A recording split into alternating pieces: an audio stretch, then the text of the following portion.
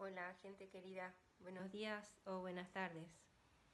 Hoy vamos a hacer un episodio algo especial de Diario de Autismo, recordando a Steve Silverman, que fue un periodista, falleció en el día de ayer. Muchas personas en el mundo estamos lamentando ya su ausencia y para siempre su presencia por medio de sus libros, y concretamente un libro que se llama Neurotribes. En español se llama Una tribu propia, Autismo y Asperger, otras maneras de entender. Su legado es enorme y formó parte importantísima de lo que se está llamando la nueva historia del autismo mediante este libro y la gran influencia que este libro tuvo y probablemente seguirá teniendo. Yo te propongo que a lo largo de algunos artículos comentemos este libro, pero si tenés oportunidad, como homenaje a Silverman, que lo leas. Ahora voy a compartir un artículo que salió en el año 2015, comentando y haciendo alguna revisión de algunos aspectos de este libro en relación con una de las temáticas que trata. Es un libro de enorme tamaño, son como unas 500 páginas, aspectos históricos acerca del autismo. Dice este artículo que te voy a comentar y cuya referencia te dejo en la descripción del podcast de hoy.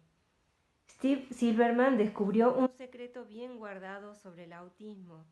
En su impresionante gran libro Neurotribes, de gran tamaño y gran visión, que abarca la historia del autismo desde finales del siglo XIX hasta la actualidad, comparte el secreto, alimentándolo por goteo a través de una narrativa extraordinaria, en uno de los relatos fascinantes sobre el autismo que he leído, dice el autor, alguna vez. De cierta forma, se trata de quién lo hizo, de acuerdo con su profesión de periodista de investigación que tenía Steve Silverman. De hecho, acá un paréntesis, por este libro ganó un premio muy importante de periodismo de no ficción, de escritura de no ficción. Sigue el escrito. Profundiza en los detalles de la vida de las personas y descubre el secreto que algún científico intentó ocultar. Como todos, todes, los miembros de la comunidad del autismo saben, el psiquiatra infantil Leo Kanner, de la Facultad de Medicina de la Universidad Johns Hopkins de Baltimore, Estados Unidos, escribió un artículo fundamental en 1943 en el que describía por primera vez, entre comillas, a 11 niñas en su clínica sin el instinto social de orientarse hacia otras personas, que en su mayoría estaban centradas o incluso obsesionadas con los objetos y que tenían una, entre comillas también, necesidad de igualdad o una resistencia.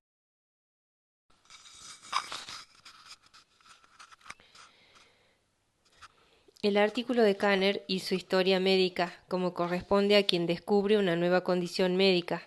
Pero apenas un año después, el pediatra Hans Asperger de la Universidad de Viena, en Austria, escribió un artículo describiendo a un grupo de niños en su clínica que compartían muchas de las mismas características. El artículo de Kanner fue muy citado y obtuvo gran notoriedad, mientras que el artículo de Asperger pasó casi desapercibido. Durante casi 40 años, la comunidad de autistas de habla inglesa no supo casi nada sobre el artículo de Asperger. Luego, en 1981, la psiquiatra infantil Lorna Wing del Instituto de Psiquiatría del Reino Unido en Londres publicó un artículo que llamó la atención del mundo sobre este tema. La comunidad autista asumió que la razón por la cual el artículo de Asperger había languidecido en la sombra fue porque estaba escrito en alemán. Y durante los últimos 35 años desde el artículo de Wing, la comunidad del autismo asumió que, dado que Kanner afirmó que no tenía conocimiento del trabajo de Asperger, Este era solo uno de esos extraños casos en los que dos científicos descubrieron de forma independiente la misma condición médica, coincidentemente dentro del año siguiente entre sí. Aquí entra Silverman, cuyo trabajo como periodista fue profundizar más y comprobar la verdad de nuestras suposiciones. Silverman retrocede en el tiempo para echar un vistazo a las clínicas de Kanner y Asperger por separado y ver qué estaban haciendo. Descubre que Asperger es un hombre modesto y sin pretensiones, medio siglo adelantado a su tiempo al diseñar una escuela para los niños que vio que se adaptaba a su estilo cognitivo diferente, aprovechando sus puntos fuertes en lugar de centrarse en sus dificultades.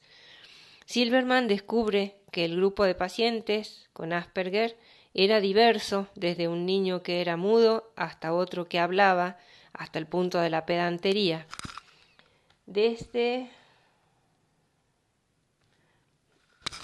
el niño que agitaba las manos repetidamente hasta el niño que recopilaba obsesivamente minucias sobre astronomía. Asperger acuñó un nombre para su grupo de pacientes, psicopatía autista.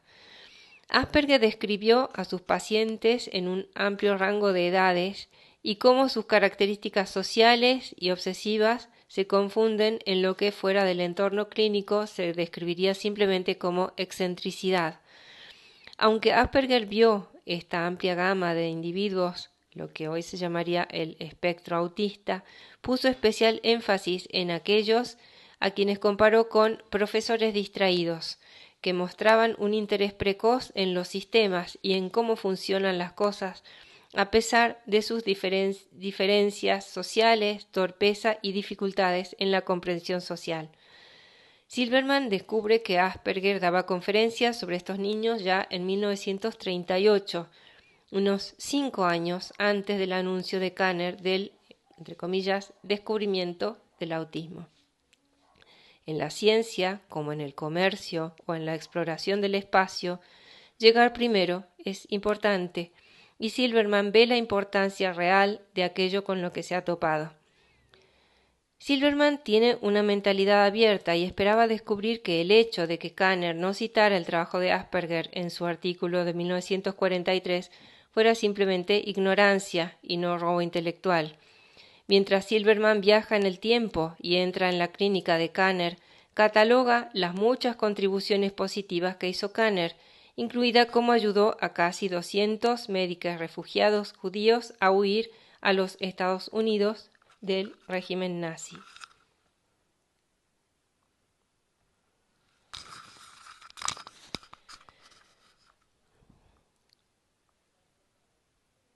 Silverman descubre también evidencia de que Kanner debía haber conocido el trabajo de Asperger.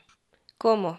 Porque Georg Frankl, el jefe de diagnóstico de la clínica de Asperger en 1938, llegó a la Universidad Johns Hopkins para trabajar en la clínica de Kanner ese mismo año.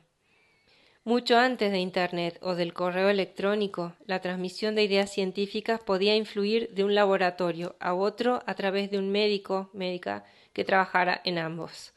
Frankl había cruzado el Atlántico y el argumento de Silverman es que Kanner se enteró de estos niños especiales en Viena, encontró algunos similares en su clínica de Baltimore y los presentó como su propio descubrimiento.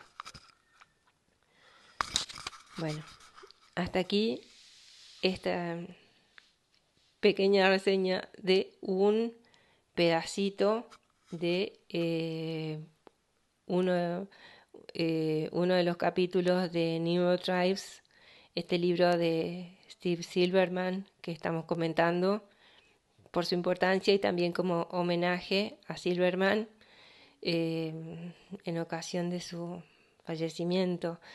Te animo a que leas el libro.